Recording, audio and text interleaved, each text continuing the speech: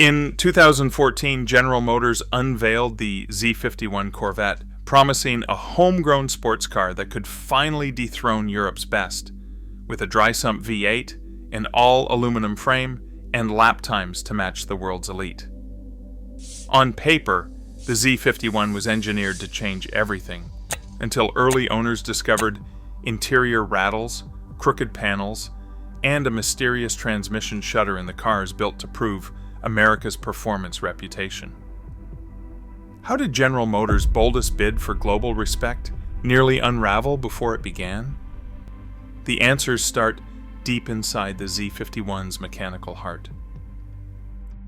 Oil starvation has ended more than a few promising track days, but the Z51's dry-sump LT1 V8 was built to make that a thing of the past.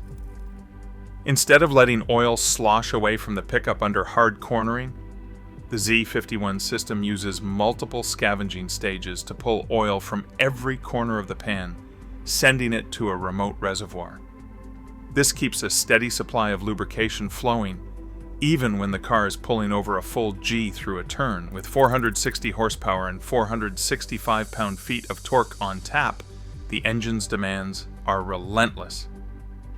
Taj Jukhtar, the chief engineer behind the C7, called the dry sump setup non-negotiable for any car aiming to survive repeated laps at speed. Without it, the LT1's bearings would be left high and dry, especially with sticky tires and modern track surfaces pushing grip to new extremes. But keeping the engine alive is only half the battle. Getting that power to the ground, cleanly and without drama, called for a new approach to traction. The electronic limited slip differential called the ELSD was General Motors' answer. Instead of relying on old-school clutches or cones, the Z51's ELSD uses computer-controlled clutch packs that can react in under 100 milliseconds. Sensors monitor wheel speed, steering angle, throttle position, and yaw, then send commands to the differential, adjusting torque split in real time. On corner exit, the system can lock up tight to maximize grip, and in a fast sweeper it can open just enough to keep the car balanced and predictable. The result is a car that feels planted and responsive, even when driven at the limit. For drivers, the difference is immediate. Under hard acceleration out of a tight hairpin, the Z51 stays composed, putting down power with minimal wheel spin. On a wet surface, the ELSD can ease its lockup, preventing sudden breakaway and giving the driver more confidence. General Motors engineers spent thousands of hours fine-tuning the logic, chasing a blend of security and agility that could rival anything from Stuttgart or Maranello. It is not just a party trick for the spec sheet. It is a core reason why the Z51 could run lap after lap without losing its edge. These two systems, dry sump lubrication and the ELSD, formed the backbone of the Z51's engineering promise. They were not borrowed from the parts bin or adapted from lesser cars. They were designed to let the Corvette punch above its weight, not just in a straight line, but everywhere it mattered.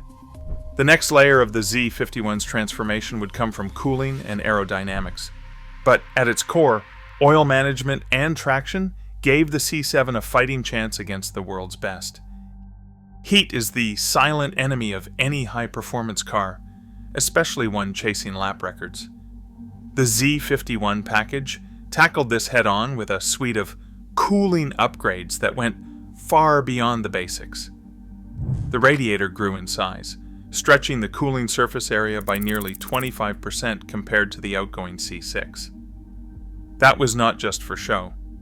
With the LT1's relentless output and extended track sessions in mind, engineers added dedicated coolers for the differential and gearbox, hardware rarely seen in cars at this price point. These units pulled heat away from the most stressed components, keeping oil temperatures stable even as lap after lap piled on. The result was a car that could run hard in August heat without wilting, a rare feat among so-called track-ready sports cars.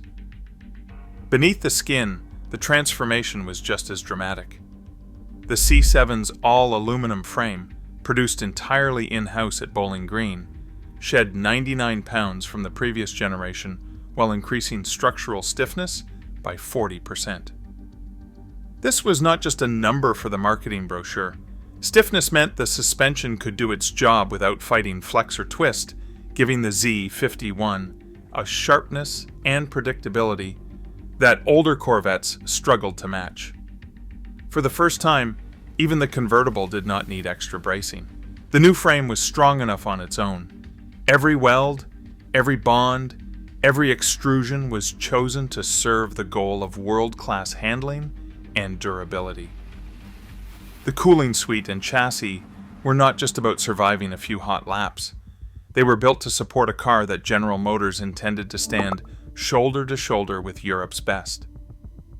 Taj Director and his team studied rivals like the Porsche 911 and Ferrari 458, benchmarking not just speed, but repeatability and composure under pressure. The engineering team obsessed over details, airflow paths, radiator angles, and how heat would escape the engine bay. Even the underbody was sculpted to direct air where it was needed most, feeding brakes and coolers while minimizing drag. These were not afterthoughts.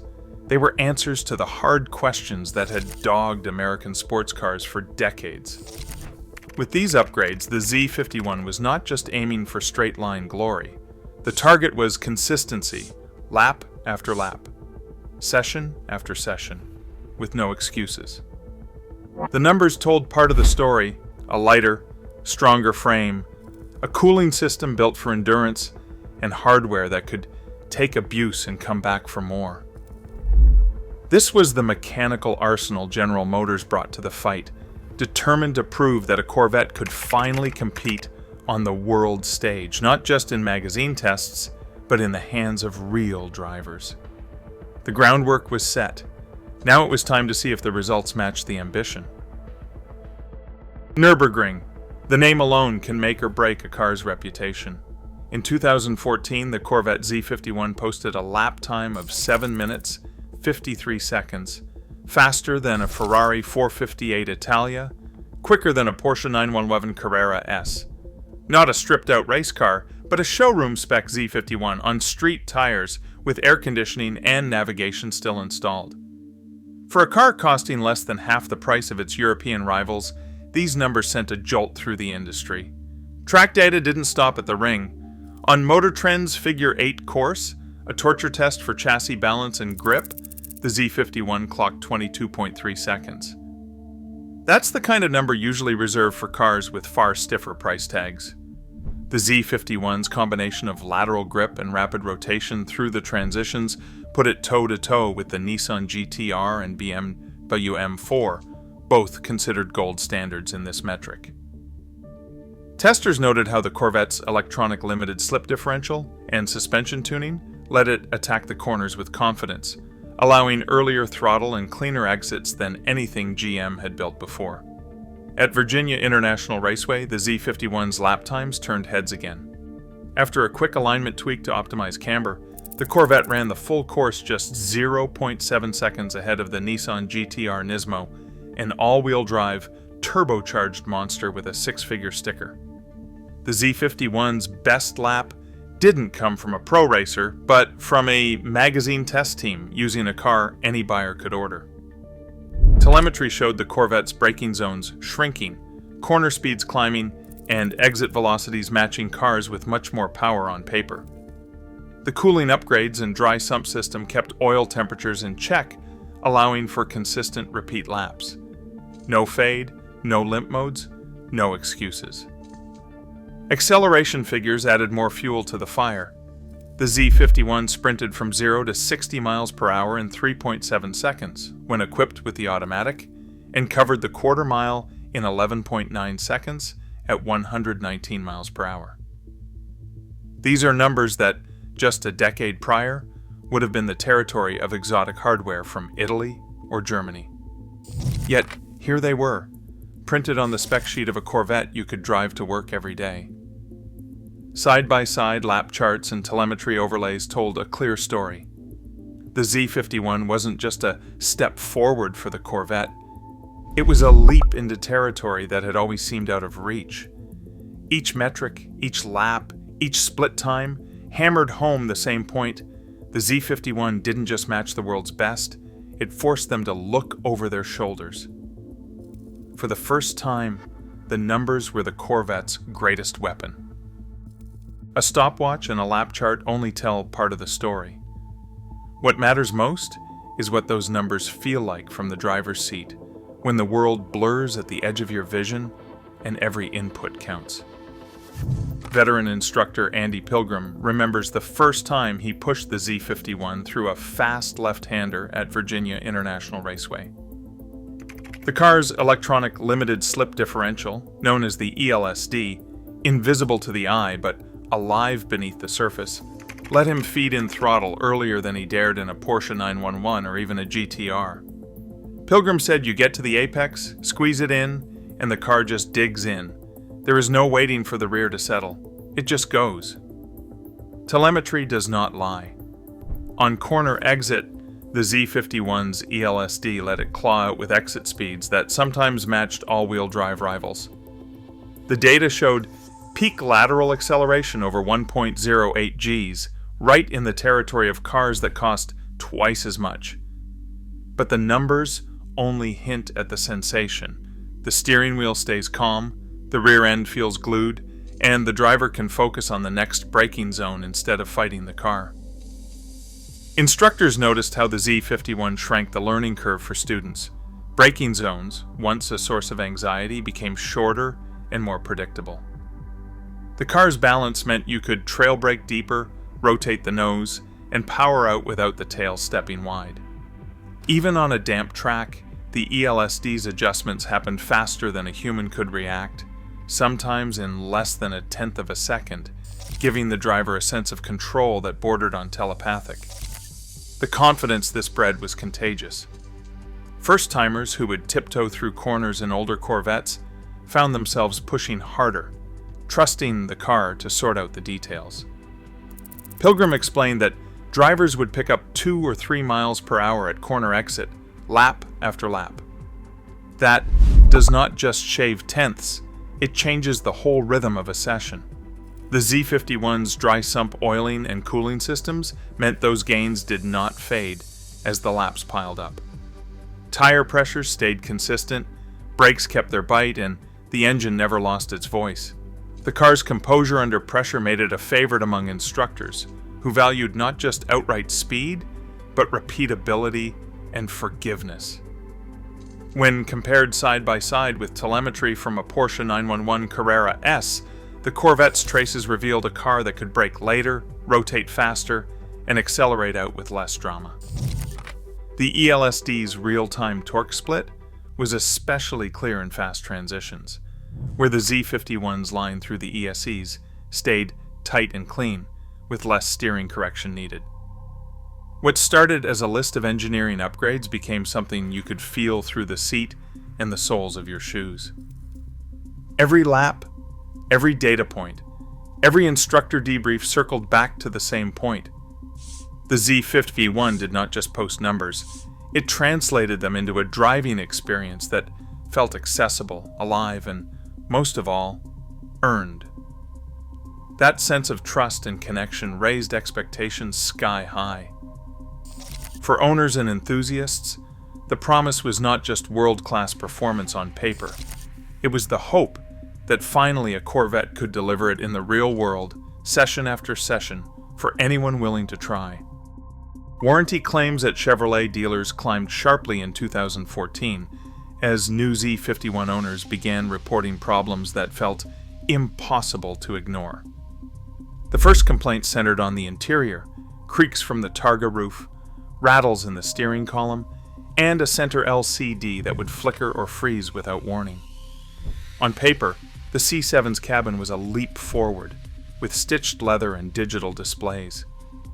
In practice, many cars left the factory with loose trim, misaligned panels, and buttons that stuck after a few months.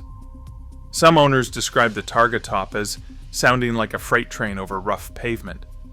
Others found the electronic parking brake would refuse to disengage, stranding the car unexpectedly. Visible problems were just as obvious on the outside. Panel gaps varied from door to door, sometimes wider on one side than the other.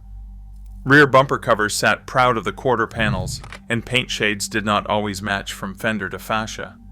These were not isolated cases.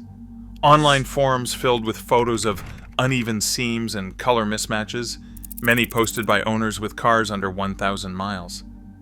Some buyers brought their cars back to the dealer within days, only to find that repairs could mean waiting weeks for replacement parts or factory authorization. The frustration spread quickly, amplified by screenshots of dealer repair orders and warranty claim forms circulating in Corvette groups. Software and display issues added insult to injury. The main LCD in the gauge cluster, meant to be a showpiece, developed dead pixels and ghosting, especially in sunlight. Software glitches caused menus to lag or crash, sometimes freezing the tachometer or speedometer mid-drive. Early production runs lacked front parking cameras, leaving owners to guess the distance from curbs, a problem compounded by the Z51's low splitter. The push-button start and electronic shifter, both new for the C7, sometimes failed to register inputs, forcing drivers to cycle the ignition multiple times before the car would recognize a command. All of this landed against the backdrop of GM's $131 million investment in Bowling Green's retooling. The plant's new aluminum frameline was supposed to guarantee precision, but the early months exposed the gap between ambition and execution. Supplier delays and rushed ramp-up schedules left little margin for error. By the end of 2014, the volume of warranty claims for interior and exterior defects outpaced anything seen in the final years of the C6. For buyers who expected a world-class sports car, these flaws felt like a betrayal. The promise of European-level quality was undermined by problems they could see and hear every time they drove. Confidence in the Z51's engineering started to erode, not because of what was under the hood, but because of what was happening on the surface. Long before the first C7 Z51 hit a racetrack, a different kind of battle was brewing in the Corvette community. The day GM pulled the covers off the new Stingray, Corvette forums lit up with posts that sounded less like celebration and more like a wake. One club leader posting under the handle VetLifer in January 2014 summed up a wave of unease, saying they hailed this as the future, but asked where the Corvette they grew up loving had gone. He added that all he could see was a wannabe Ferrari with a computer for a brain. That frustration did not come from lap times or horsepower figures. It came from a sense that something vital had been traded away. The new design, with its sharp creases and high beltline, was meant to slice through the air and stiffen the chassis. But to old guard owners, it felt like a wall had gone up between driver and road. The view out the back shrank to a slit. Visibility gave way to styling, and the classic low-slung feel was replaced by a cockpit that felt more like a bunker. One forum veteran posted that he could barely see over the door, and he attached a photo of the C7's thick side sill next to his C6. He added that this was not a Corvette, it was a Camaro in a tuxedo. Electronics became the next flashpoint. The C7's digital dashboard, drive mode selectors, and the electronic limited slip differential were all engineered for speed and safety, but in the hands of purists, they became evidence of lost simplicity. A heated exchange in March 2014 captured the mood, with members saying they did not need a computer telling them how to drive. They wanted a stick, 3 pedals, and a V8 they could hear, not a menu to scroll through. The new push-button starter and electronic parking brake only fueled the fire. For every owner who praised the tech, another called it a distraction. One more thing to break, one more reason the car felt less like an extension of the driver and more like an appliance. By spring, the forums split into camps. On one side, defenders pointed to Nürburgring lap times and magazine covers.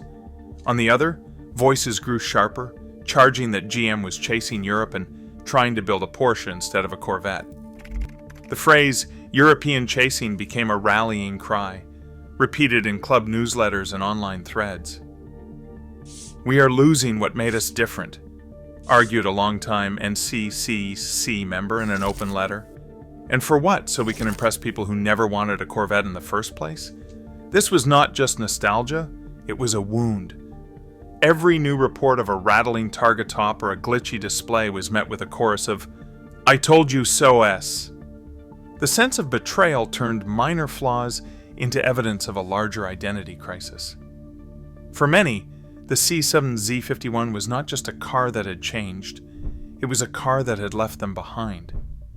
That emotional charge would soon fuel the backlash as more serious problems came to light, setting the stage for a showdown between expectation and reality. Bowling Green Assembly had been the Corvette's home since 1981, but the C7's arrival demanded a transformation that went far beyond a new badge on the door. In 2012, General Motors shut the plant for more than a year.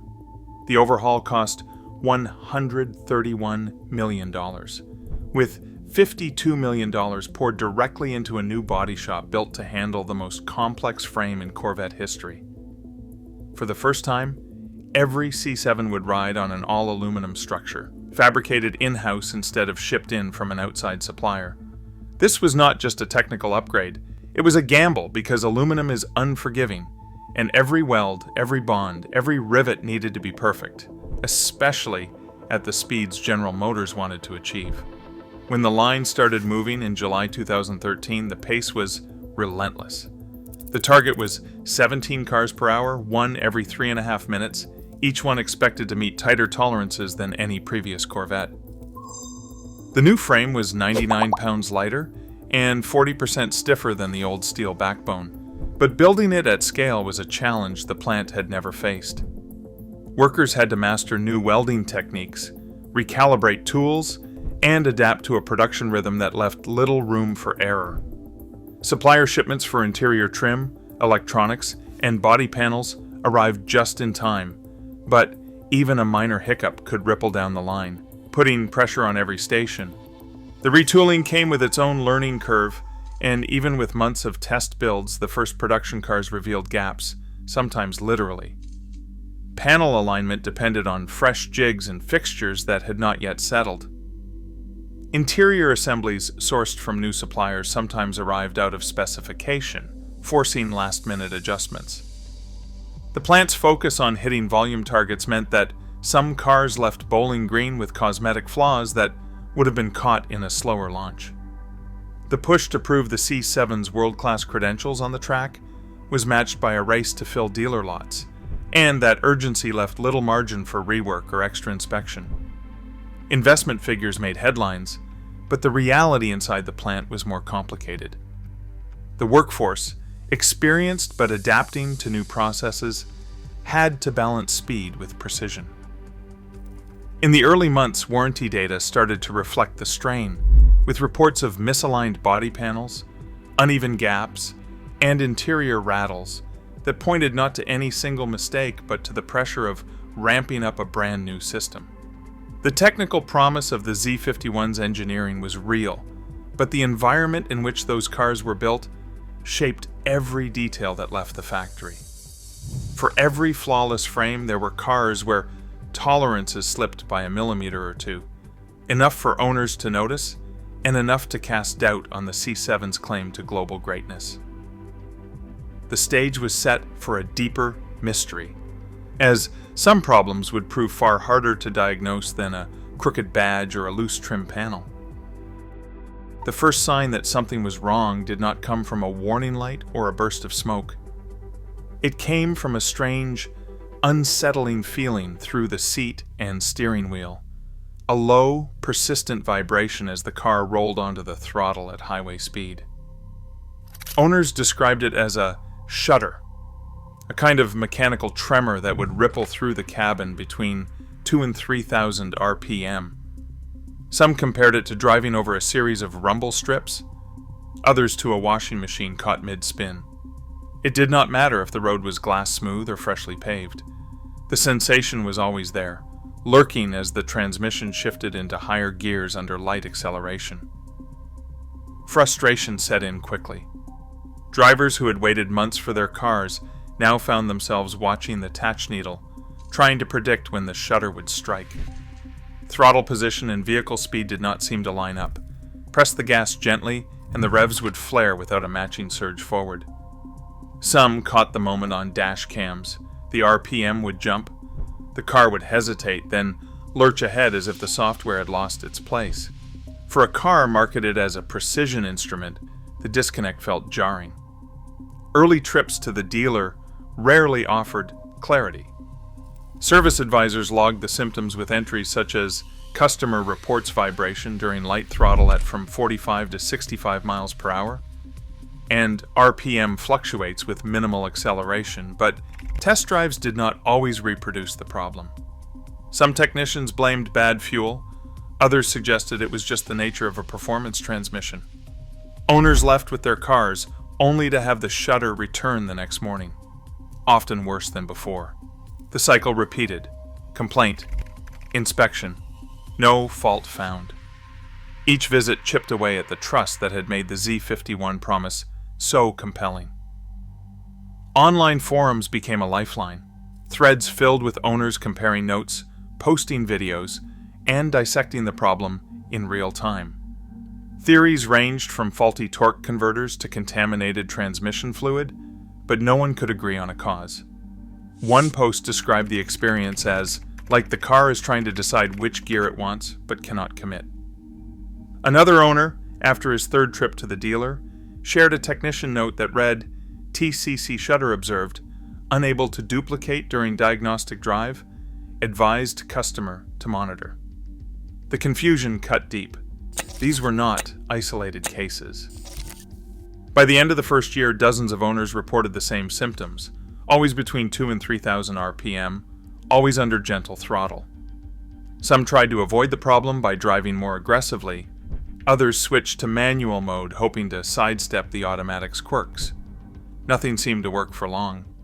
The car that was supposed to erase the old stereotypes had developed a new one, world-class on the track, unpredictable on the commute. For many, the worst part was not the vibration itself, but the uncertainty it created. Was this a minor glitch, or a sign of something more serious? Would the next trip to the dealer finally bring answers, or just another round of waiting and worry? Each unanswered question left owners feeling more isolated, their excitement replaced by doubt. The Z51 had promised to change everything. For these drivers it already had, but not in the way they had hoped. In 2018, General Motors issued Technical Service Bulletin 18NA355, the first official attempt to address the transmission shudder that had frustrated Corvette owners and technicians alike. The bulletin instructed dealers to confirm the issue with a specific road test, 6th gear, steady throttle, between 45 and 70 miles per hour, then proceed with a full transmission fluid exchange. The process was exacting: 3 complete flushes, a new filter, and vigilant checks for moisture or contamination. The prescribed replacement, Mobil 1 synthetic LV-ATF Dexron HP, offered lower viscosity and greater thermal stability, intended to combat the original fluid's tendency to break down and absorb water. This, General Motors believed, would reduce torque converter clutch slip and the notorious shudder. For many, the technical service bulletin arrived after repeated failed repairs. Some cars had cycled through multiple fixes before the bulletin's release. Service advisors fielded calls from owners who had grown weary of temporary solutions. Technicians followed the new procedure meticulously, draining fluid, inspecting for metallic debris, and recording every step in General Motors' database. In some cases, the flush brought relief, vibrations faded, shifts smoothed, and the car finally matched its promise. But for others, the fix was fleeting. After several thousand miles, the shudder often returned, as persistent as ever. When the problem resurfaced, some dealers escalated cases to General Motors Engineering, who sometimes authorized torque converter replacements or even full transmission swaps. Each intervention introduced new uncertainties, and the root cause remained elusive. Transmission specialists, both inside and outside General Motors, scrutinized every update. Many pointed to the Hydra-matic 6L80's calibration, especially in Z51 models, where aggressive torque management placed extra strain on the converter clutch. The new Mobil 1 fluid resisted heat and moisture better than the original, but couldn't undo damage already done. Some independent shops experimented with alternative fluids or custom calibrations, but results varied widely. General Motors' official stance remained cautious: follow the technical service bulletin, document every action, and escalate only if symptoms persisted. For owners out of warranty, the process could become expensive, often with no lasting solution. The language of the technical service bulletin was careful. It acknowledged the shudder, outlined a fix, but stopped short of labeling the issue a defect. The bulletin offered a recommended practice, not a guarantee. Some owners found reassurance in the official response, others saw it as a hedge. Online forums, filled with before and after videos and detailed logs, some showing improvement, others chronicling the return of the vibration. Doubt lingered, even as General Motors refined its approach and adopted Mobil 1 LV-ATF Dexron HP as the standard fill for all C7 automatics by 2019. Later bulletins referenced calibration updates for the Hydra-matic's shift logic. Yet, for every owner who found relief, another remained skeptical, watching for any sign of shudder. The Z51's engineering was never in question, but the path to trust proved far more complicated than a fluid change. Today, every new sports car faces the same unforgiving spotlight that exposed the Z51's flaws. In a market where precision matters as much as passion, ambition alone isn't enough. Execution is everything. The bar for world-class performance keeps rising, and so do expectations. Innovation will always invite scrutiny, but that's the price of progress. Perfection may be impossible, but the pursuit never stops. What do you think? Does the legend outweigh the letdowns? Share your thoughts below.